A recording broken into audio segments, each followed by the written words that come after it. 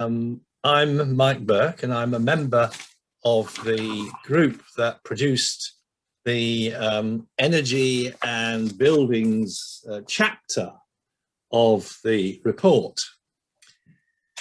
There'll be an opportunity for discussion in this workshop, but in the meantime, if you have any questions or comments, please enter them into chat by clicking on the chat icon in your screen.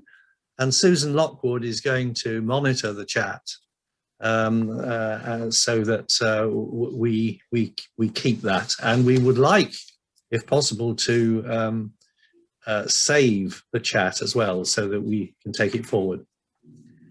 There are about 40,000 homes in South Shropshire. In the coming years, new buildings will have to be constructed to net zero carbon standards. But the vast majority of our houses need to be refitted. In order to achieve net zero carbon, they'll need to improve insulation drastically, to switch to 100% renewable electricity, and to be fitted with carbon-free heating systems. The buildings refit section of our report sets out a number of proposals to help us to meet this huge challenge. We need to build an effective retrofit movement across the region, a partnership between householders, businesses, local authorities, and welfare agencies in order to build the capacity of the local supply chain, to give the public reliable information and advice through online resources and a travelling roadshow, and to integrate the retrofit programme into the fuel poverty agenda and social prescribing to provide decent housing with affordable zero carbon warmth for everyone. And to help us to achieve this, we will work with our MP to campaign for substantial and consistent long-term policies and investments by the government to incentivise householders, landlords and businesses to deliver these changes. To encourage us, we've collected a number of case studies which show how people are already refitting their homes to prepare them for the zero carbon future. These case studies can be found on the South Shropshire Climate Action website, and you'll be intrigued to see that they show how even a medieval house can be adapted by careful DIY. But now John Cook from Church Stretton is going to share with us how he and his wife have adapted their own modern bungalow. So over to you, John. Thank you, Mike. Simon, can you put the slides up, please?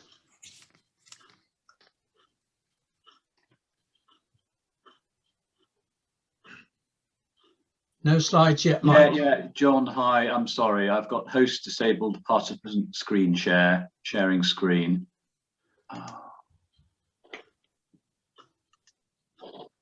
Right, we need to get hold of Esme. Can I put them up from my end? You can try. The trouble is we've got this message saying, the trouble is, John, they're all ready to go. I'm really sorry about this, but I've got host disabled participant screen sharing. So Esme needs to help us. You can go into ask for help at the bottom and ask. Okay, yeah, I'm just inviting her now. The host is currently helping others. Try again later.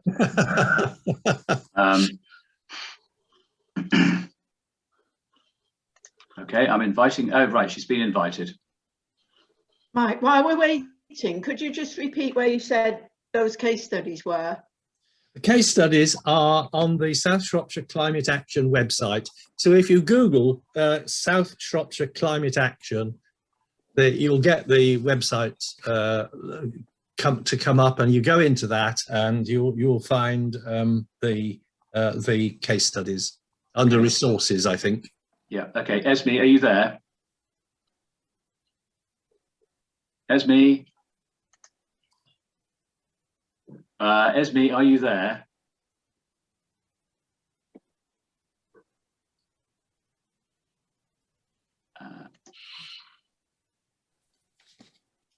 Right, sorry, the host has been invited. Now, the host is Esme, so I'm hoping she'll be along momentarily. Well, I've got them. I've got them up on my screen, Simon. Can I screen share from my end? Well, you should be able. Well, in principle you should, but so in principle should I? No, it says I'm disabled as well. Okay, I think that's the problem. I'm just wondering while we're waiting. I mean, Susan, you've got a spoken part. Do you want to maybe do yours now while we try and get Esme to come along and help us with those? Yep, I'm ready. Okay, I mean, do you want to just go for it? I think, and I'll keep beavering away in the background, see if we can get hold of Esme. I don't know how you put my face on full screen, but it doesn't matter. I decided to move to Shropshire in 2014 as my daughter and her family live in Ponsbury.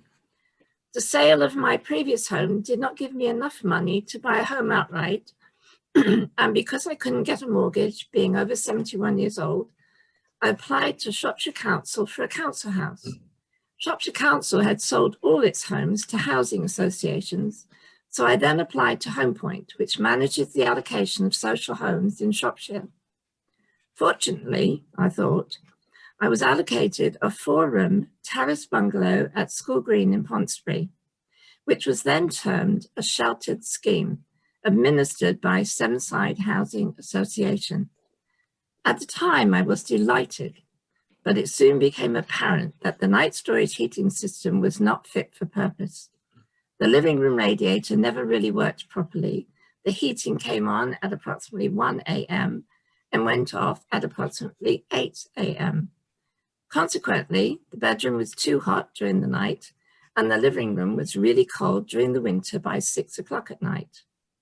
Also, the living room had a door which gave access to the communal garden with a picture window to its side. There was no brick wall under the window, just a panel. In the winter, there was a constant draft from the panel. The cost of heating the bungalow was exorbitant. By the time I left in 2020, it was almost £100 a month. My health suffered considerably. For the first year, I literally had the neighbour from hell next door, who kept me awake at night with noise, her dog barking, and when she was out, the dog barked incessantly. It took a year to have her evicted. Yes, I felt bad that she had to leave. However, my health by that time had deteriorated to the point where my GP diagnosed asthma and bronchiectasis, for which I was prescribed a steroid inhaler, which has its own side effects. I was having at least one severe episode of bronchiectasis a year, sometime 2. And it also explains my voice. My voice has never recovered from the incessant coughing. The antisocial element at School Green is such that there are almost daily police visits to those who are well known to them. Ambulances come and go for those who are ill. And during my time there, 3 people died in their homes, 4 people are now living in care homes, and several have moved. On December the 17th in 2019, I trapped a rat in the loft of the bungalow above the entrance hall. Sevenside Housing did inspect the loft a month later, but to my knowledge have never done anything about it. The buildings are in such disrepair that there are holes in the soffits and the roof. There are spent electric cables coming off the roof outside, and the grounds are not properly maintained. The fences are falling down. The household wheelie bin area is a disgrace. The pavements are dangerous to walk on, and the road is never swept. In February 2020, I had the worst bronchiectasis episode ever, including losing my sense of taste and smell, which was at first I treated with antibiotics and dexamethasone because it was considered to be bronchiectasis. Even after a negative mucus test, it possibly could have been COVID-19. At the beginning of the March 2020 lockdown, the antisocial behaviour of some of the residents escalated to the point where, if I didn't leave, I felt I would not survive. Fortunately, I managed to find a semi-detached 2-bedroom house on an estate in Minsterley on a quiet cul-de-sac and moved there at the beginning of June 2020. The rent is practically the same as School Green, where I also had to pay a service charge. The council tax band is only one higher at B. The heating cost is so much lower because there is a mains gas central heating system. The house is well insulated, especially upstairs, and I never have to be cold again. On the 7th of May 2021, I had a consultation with a respiratory physician who, after 40 minutes of thoroughly going through my medical history and examining my chest, concluded that I do not have asthma and bronchiectasis now. Whilst living at School Green, because of Sevenside refusing to listen to the complaints of the residents, I decided to run to be elected as a parish councillor in Pontesbury and Minsterley. Unfortunately, this did not have any influence on the management of Sevenside, but I did learn a lot about planning and social responsibility. Because I wanted to learn more about planning, I joined CPRE, the Campaign to Protect Rural England. I am now the acting chair and secretary of Shrewsbury's CPR district and sit on the Shropshire CPRE Management Committee, through whom I learned of the SSCA conference to be held in September 2020. As a consequence of attending the conference, I joined the Retrofit group with the intention of finding out how I can influence social housing providers to improve their housing stock. I still intend to submit a brief to the holding company, Housing Plus, of Sevenside Housing Association, with copies going to my county councillor, MP, and the Minister of Housing. The estate on which I now live was built in 1994. There are 80 homes. Once I have had my home assessed for zero carbon emission, I intend to approach all house owners on the estate to find out the level of interest for upgrading all the homes on the estate. And I'm happy to take questions. Thank you.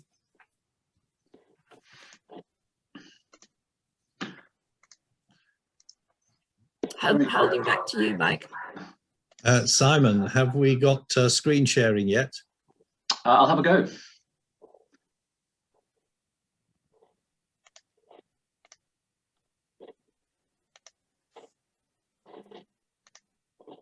Looks like it. Can you see changes, John? Yes, I can. Thank you, Simon.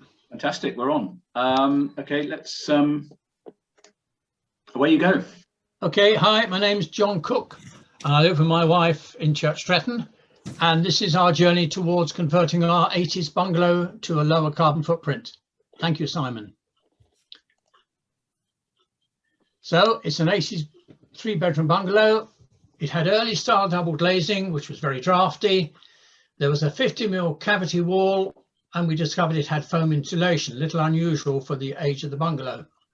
It was put in when the bungalow was built. There was 200mm of loft insulation and a reasonably modern gas condensing combi boiler. There was also an open coal effect gas fire, and the EPC of that 80s bungalow was a rather lowly D. The property is south facing, so we do have the advantage of excellent thermal gain. Next slide, please.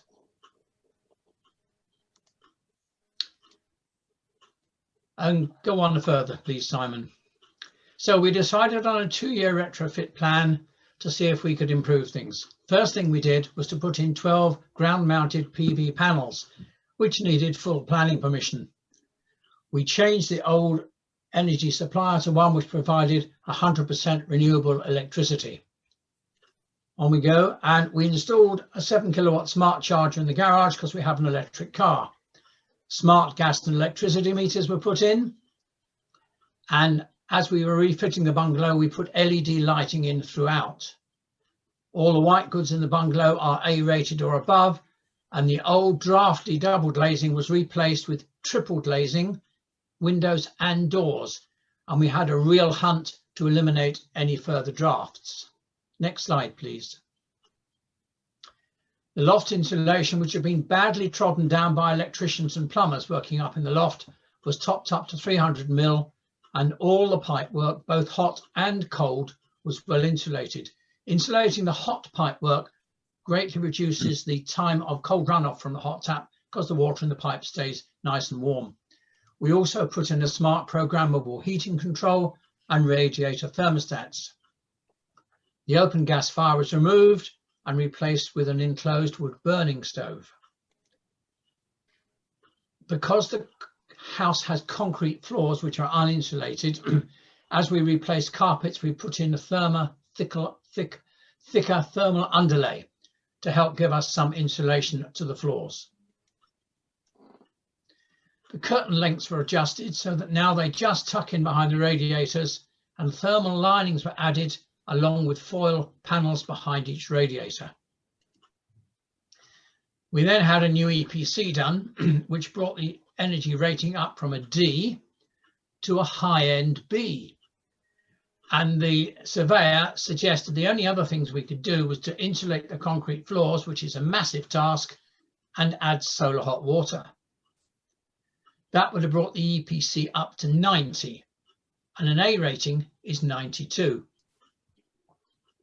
There's the new EPC certificate. Thank you, Simon. Well, thank you very much, John. And what we want to do, oh, sorry, John, you've not finished yet. Not quite.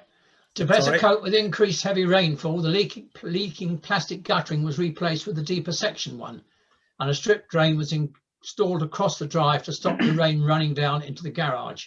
We added 4 water butts, which can provide us with much of the rainwater we need for the year for toilet flushing and garden watering. Little picture there. Next slide, please. We added raised vegetable beds, a greenhouse, and all our vegetable waste and garden cuttings feed our compost bins. We then added an air source heat pump, taking advantage of the Green Homes voucher scheme, and also the renewable heat incentive. Those two together has covered 3/4 of the cost of replacing our gas guzzling and carbon emitting gas boiler. On we go, please. Adding the air source heat pump, if we had a new EPC done, will not actually make any difference to our rating. Because of the poor cavity walls, poor insulation in the cavity walls, the radiators were doubled in some rooms to give us a greater output to combat the slower hot water circulation and lower temperatures of an air source heat pump system. On we go, please. We had to create an airing cupboard in order to take the necessary hot water tank, and there's all the pipe work involved without its insulation. We added a smart controller to the heating system so that surplus electricity from our PV panels will now allow for, go on Simon, house needs first, then the electric car if it needs to be charged, and next the immersion heater gets topped up, and finally that electricity then gets exported. The whole project cost us £36,000 odd, less the 8,300 we got from the grants. So the total cost of the project was 28,000. Last slide, please. And what have we gained? A warmer home, lower energy costs, a dramatically reduced carbon footprint, and hopefully we've climate change proofed our property for the future. Thank you. Back to you, Mike. Well, thank you very much, John. You've shown us how a really comprehensive refit can actually be done, and you're doing it. We now want to share with you our proposal for a travelling roadshow to raise public awareness and interest in the Retrofit programme. And Simon is going to introduce this. Great, thank you, Mike. So really the first aim here is just to introduce to you some ideas about how we could perhaps take some of John's learnings and some of those case studies that Mike mentioned out and about into our communities. And the aim there is to help engage people, raise aspirations, and to their own understanding, and to try and accelerate action as best we can. If you've got any thoughts or comments, please stick them in chat, and then we've got time for question at the end to kind of explore this. So we could link to the communities theme, which is now actively talking about town and parish council engagement, engagement with schools, and also various events as well. So we really do see this sitting alongside their aspirations to be carrying the message on net zero carbon by 2030 throughout the constituency alongside them. We think there might be scope for volunteers to help us, perhaps to find and book venues, and also to help us staff that exhibition and to provide a really local flavour to what we're trying to push out. You can see a picture of the van on the right. I've got a short film in a minute, but there are other technologies that we could include in there. At the moment, there's really no provision for heat pumps. It'd be great to include PV and battery storage. And also, I'm thinking it would be wonderful to include a mock-up or some sort of representation of some mechanical ventilation and heat recovery technologies as well. And there are other things that we could probably look to add over time. We could also include any case studies or promotional material that we might have around this project or other projects that are relevant to take forward. And now what I want to do is just to show you a very brief video. It's about 2.5 minutes, just on what this van could look like. Okay.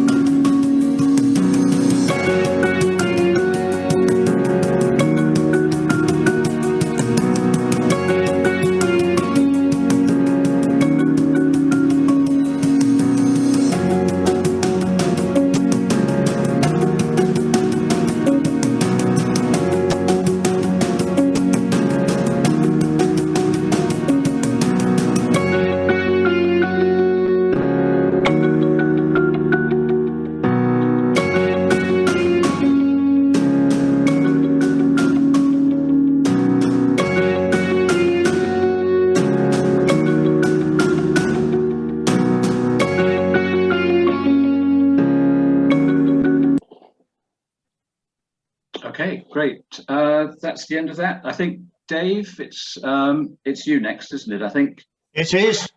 Yeah, let me just find the PowerPoint slide for you. Oh, thank you. Yes. Look at that. By the amazing power of technology, it's nearly there. Oh, sorry, I've got to go through the whole lot again. Oh no.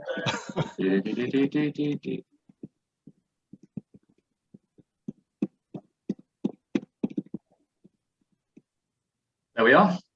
Right, we'll just show that slide briefly, but I'm going to tell you about an idea of my colleague Alison Weeks, who we heard from earlier, also of Lightfoot Enterprises. And the idea is to have a fortune teller's tent, which could be used in association with the roadshow, for example. Yes, that image you just saw, for those of us who haven't actually visited a fortune teller, was kindly provided by Sarah Jameson. The idea is that the fortune teller's tent would be available at public events, such as the roadshows.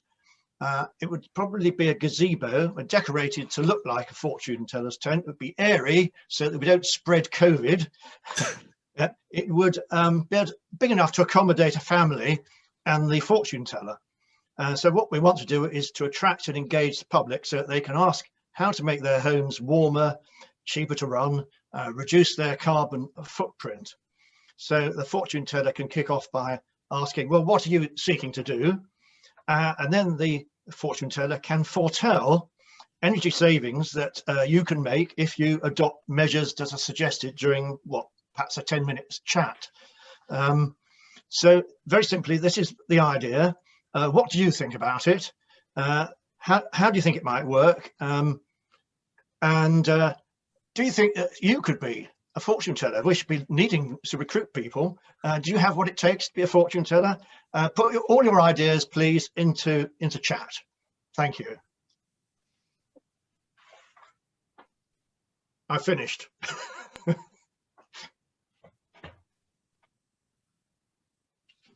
Back to Simon. You're now going to talk about the tool case. I am indeed. Yes, I'm sorry. I'm just there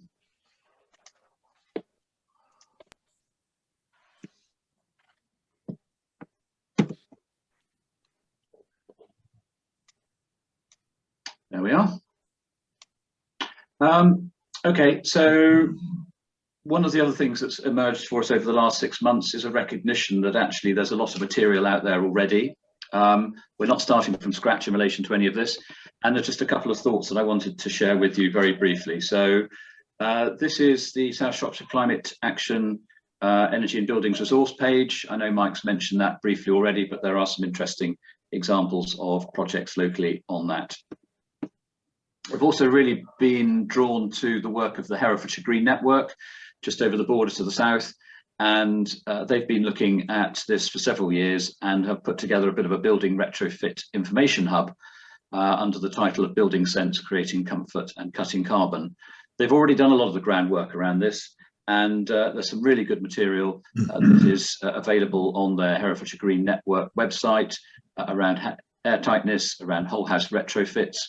There are lots of really interesting videos and talks by the likes of Carbon Co-op and Future Proof based in Bristol, and links to national schemes, and a little bit about grants and contractors as well. I mean, the problem with grants is they're forever changing, but certainly the contractors should be relatively stable. So we would suggest, you know, the work of the Herefordshire Green Network is another really strong example of bringing local material together. The two projects nationally that we are increasingly drawn to, one is Retrofit Works, who are based in London and doing some really interesting activity around making retrofit easy for homeowners. There is a movement, I think, probably within Shropshire to prefer Retrofit Works as the way forward, and I know Shropshire Council are having conversations actively with them about working with them in closer partnership. In Herefordshire, it's interesting, it seems to be there's a preference for the people-powered retrofit model, which is part of the work of Carbon Co-op up in Manchester. And again, both offering slightly different perspectives on how we might take this forward. But again, some really interesting material on how we could bring some of this to the marches. I just want to share this one with you finally as well, which is the Super Homes project, which has been going for well over a decade. And you can go onto it, and there are some wonderful fly-arounds for householders who own their own homes and have achieved 60% reduction in energy and carbon use. So you can meet the householders, you can get to see a little video, you can just basically get to see what they've done and draw inspiration from that. So some really interesting material on that website, which I would encourage you to look at as well. Okay, Mike, I think it's back to you. Well, thank you, Simon. Now, all that material and those resources would be put together into a retrofit toolkit, which householders can use and would be available on this roadshow that we hope to get off the ground. The roadshow would also include a demonstration of carbon footprinting, how to use a simple online tool to measure the greenhouse gas emissions of your home and identify the specific changes that are needed to reduce them towards zero. Now, we want to get this roadshow up and running within the coming year, depending, of course, on the COVID-19 situation. And now we are appealing for volunteers, and we need help in two stages with this. First, to assist in planning the roadshow over the next few months. And we anticipate that most of these meetings can probably take place on Zoom. But secondly, to help with the visits themselves. If the roadshow is successful, it'll probably need to run for 3 or 4 years, visiting towns and villages across South Shropshire. And if you'd like to volunteer in either of these two ways, You can do so now by giving us your name and contact details on chat, or if you prefer to think it over first, you can get in touch with Simon Ross at the Marches Energy Agency, and Simon will put his contact details into chat so that you can find him. So Simon is now going to introduce another proposal which we want to take forward, the field trial. So back to you, Simon.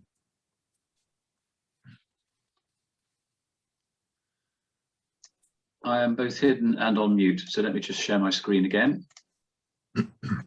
And I'm just going to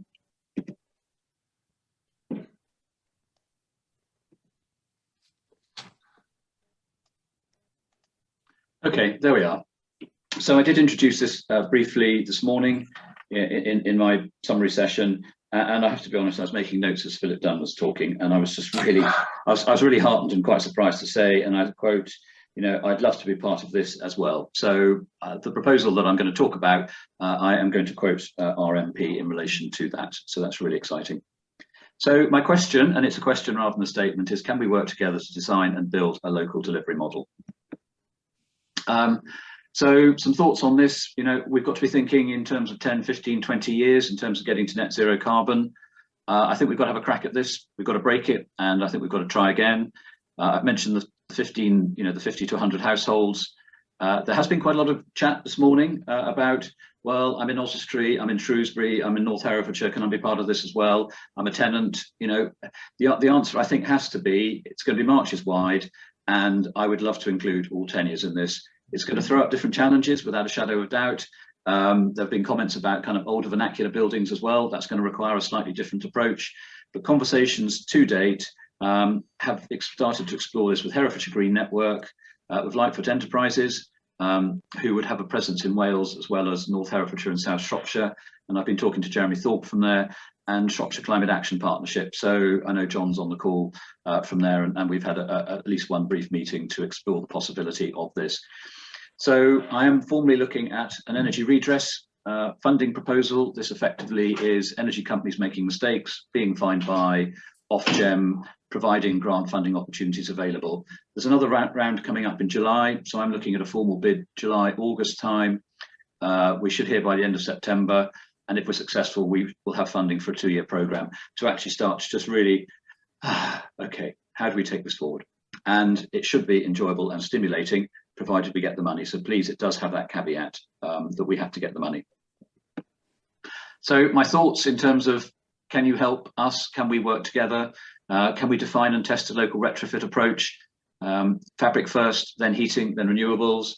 And I know Dave Green asked the question earlier on as well about what role district heating. I think that's got to be part of the mix. Older vernacular buildings, absolutely central to this as well. And we have to be very alive to a sensitive and appropriate treatment of those. I don't know the answers, but we need to be working it through. And also issues of ventilation, which are becoming increasingly important. Can we develop a community engagement strategy? I think by that I mean there is a lot of really valuable learning going on. I really value John's experiences that we heard about earlier on. I'd love to be finding a way to capture that more formally for many, many more people across many, many more technologies, and helping with some post-install evaluation to really help to drive confidence and a feedback loop about how we kind of do best practice and take this forward. We do need to be exploring and developing best practice advice. Could that be a simple phone conversation with an energy performance certificate in the background? Does it need to be an architectural input if you're looking at some real complexity? Is there a role for community group volunteers to be bringing a whole house retrofit plan model to your home? And what role can case studies be taking in terms of raising aspiration and understanding and ambition? We've got to work with local installers. We've got to learn to sort the good from the bad. In my day job, you know, there are some inappropriate installers who are working on this. We need to identify them and make sure they're not part of this. And for those who are good, we need to be actively working with them to support and upscale their activity, because those are the people who are going to be employing most of the labour force and providing jobs and livelihoods and training opportunities and apprenticeships over the next 2 to 3 decades. We also need to be exploring how the measures will be paid for. And we've got to try and find a way of doing this without grant funding. It's really interesting to hear John's example, 36k project, 28 his own money, you know, 7 or 8 from other sources. So perhaps it's a blend of both. I think if we're going to expect the government to do all the heavy lifting on this, we're probably going to fail. And we have to be thinking about how much money are householders prepared to use, what opportunities might there be around mortgages, loans, etc., to kind of help us move that forward. So if you're interested, please sign up in the chat now. I know a number of people did this morning, or please get in touch with me at simon@mea.org.uk. So I'm going to stop sharing now, and we've got just over 10 minutes left to the end.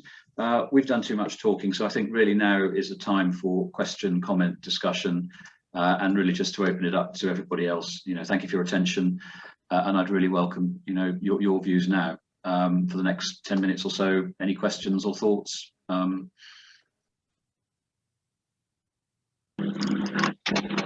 May I say something, please? Ron Repath. Are you hearing me? Yes, we can. Yes, thank you. Yeah, okay. 45 years ago, I've always owned properties. In fact, 45 years ago, when I had some work done by the MEB, they offered me a lot of free loft insulation. Presumably that wouldn't be possible anymore because of health and safety and untrained people putting loft insulation in. I think that's sad. For the last 4 years, I've been renting. And at 75, a year ago, moved into a rented property with no loft insulation. The energy performance certificate assumed there was none, but never mentioned it would be good to put some in. I find that truly amazing, the perfectly good loft hatch. Presuming I was going to be here for 3 years at least, I fully insulated the loft, and because of a wet wall in the bedroom, half the roof was taken off and I was able to insulate the eaves as well. Elsewhere I had pushed eve insulation down from the loft. We've now just been given notice to quit after having done all that work. The landlord never suggested paying it or helping us pay towards the loft insulation. I just find it amazing that landlords can not bother to insulate under no government initiative to make them insulate lofts, and then can take advantage of people who do insulate them. And on the other hand, I did believe that councils are quite good doing this, and in Much Wenlock, the council has been re-roofing a lot of the houses and insulating them to a greater degree. But I think private landlords, the ones renting us a very old house, won't do anything unless the government insists they do. Thank you. Okay. Thank you, Ron. Private rental are the worst performing. Social housing are generally probably the best, because you can talk to one asset manager, you can open 10,000 homes. I know, Susan, you wouldn't necessarily agree with that. I think, Ron, it's a horrible area. I mean, government's introducing the minimum energy efficiency regulations, seeking to basically make properties unlettable if they're below a certain energy efficiency rating, and those are gradually tightening up with kind of various targets out to 2025. My story pains you. We've got to try and include this in the trial in some way, and I think we've got to try and find a mechanism whereby we distill this out and focus it through to Philip Dunn. If it becomes one of those campaigning issues that we ask him to take on, then that's what we should do. John? Can I make a comment? Sorry, John's got his hand up, and then who wants to make the comment? Yeah, I'm Pete Norman. I'm actually Peter Norman. Okay, so Peter, sorry, could we do John first and then come to you, please, if that's okay? Thank you. I think we've also got to be very wary of the very variable standards that we're getting from those who are doing energy performance surveys. For a surveyor to make no mention of the fact there's no loft insulation is really very poor quality. Yeah. Okay, thank you, John. Peter? Yes, over something like 40 years ago, I was working for a housing association. We had an in-house architect, and we did some specialist work on low energy building. And the solution that we found most effective was to have high thermal mass in the building and superb exterior insulation, so that thermal mass in effect acts like a night storage heater. I now live, and around that time we also took a trip to Germany to see the work that they were doing there on housing, and came across a product called Dispotherm, which was externally applied insulation cladding, and used that on a number of blocks of housing which had been very poorly constructed in Manchester. I now live in a 19th century terrace house. It's had quite a lot of changes internally, but it has solid brick external walls. And short of stripping everything off the interior and insulating with behind plasterboard, the only solution would be to insulate the exterior with added cladding. And obviously, having had experience with Dispotherm, I know it can happen. The trouble is, I very much doubt whether one will get permission to do so because of planning, the planning approach, which would in effect change. We live in a terrace of 19th century houses, and I don't know what permissions I would need, but I very much doubt whether on sort of planning grounds it would be supported. And if you extend that problem to the housing stock of Ludlow, which you know, a vast amount of which will be external, solid external walls. On the one hand, they have the advantage that if you can insulate them, you've got the high thermal mass, like the night storage heater we were talking about. But on the other hand, aesthetically, particularly in a context where the civic society is quite strong, the objections would be enormous. And I wonder what permissions you would need and how you overcome that sort of problem. Thank you. I don't think I'm going to begin to try and answer any of that now, Peter. There's an awful lot in there. I know, I'm just looking around very quickly. Dave, you've lived with external wall insulation on a solid property for over a decade. John, I'm wondering if you might have a view more from a kind of an architect's perspective around some of this. Mike, I can see your hands up. Do you want to go next, Mike, perhaps? You're on mute, Mike, sorry.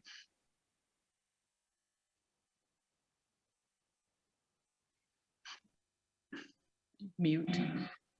You're on mute. You're on mute. I'm not. Unmuted me. Sorry, when I spoke, the dog thought somebody had come to the door.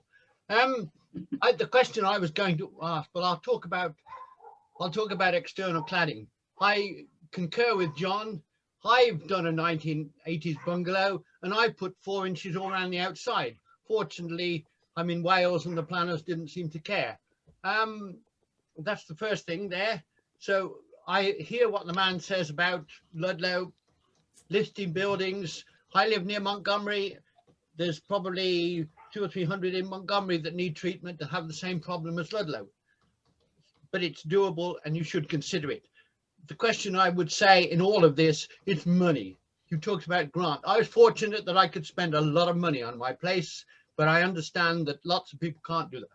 Can I move on? The question I wanted to ask was, I noticed at one point, I think John said, his EPC man said, why haven't you put solar thermal on?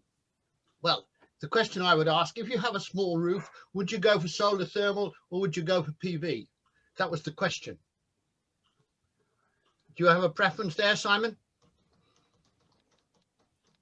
I think probably PV would be my thought. I mean, I think the electricity, generally speaking, is more useful than hot water. You can do more things with it. Can I add to that? Can I add to that, that in Paris, you readily get planning if you put PV on, not PV, if you put solar thermal, they're not interested in PV, which is a bit of a confusion, really. There you go. But it's all doable, but it's down to money. And I've been interested to hear the different points of view around here. And as you say, there's some miserable experiences with private landlords, and we have one in this village at this moment. Okay.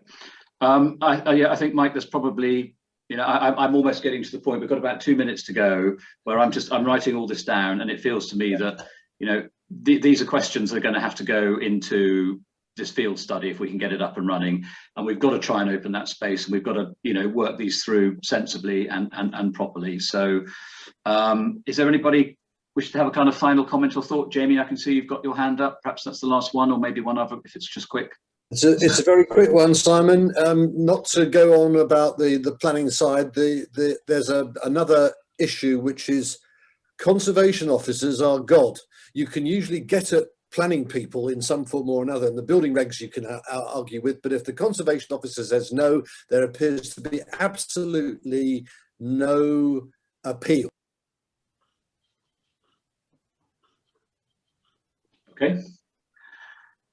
We're not going to solve that in the next minute, but yeah, I know you are. Any other final comments? Simon, can you tell everyone I've copied the chat, so the answers that we haven't been able to give, we'll give later. Great. And I think just before we go, there is Susan's lived experience of earlier on. We mustn't ever lose sight of the fact that people are struggling, and whatever we do has got to seek to support them, be that owner occupiers, private rental, or those with housing associations. You know, we've got to bring these technologies to bear to support those who are struggling. That's been really interesting. I'm sorry it's a bit rushed, but you know, I hope we can move this conversation to a place where actually we can give ourselves 2 years to get in amongst it properly. Be really exciting if we can.